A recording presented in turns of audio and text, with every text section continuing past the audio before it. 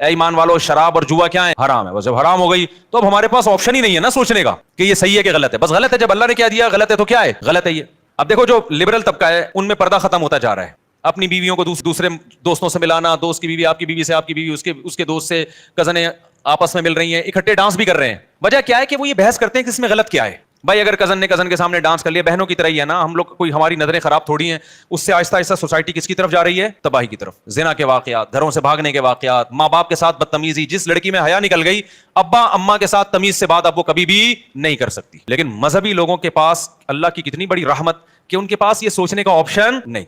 क्यों ऑप्शन? भाई बीवी को आपने दोस्त से पर्दा कराना है, खत्म। ये किसका हुक्म है? हम थोड़ी कह रहे हैं दोस्त की नजरें खराब हैं, हो सकता है उसकी नजर आपसे ज्यादा अच्छी हो, वो ना बुरी नजर से देखे, लेकिन ये ऑप्शन हमारे पास अल्लाह मियां ने क्या कर दिया है? भाई जवान बीवी है तो आपको अपने दोस्त से उससे पर्दा कराना है, खत्म।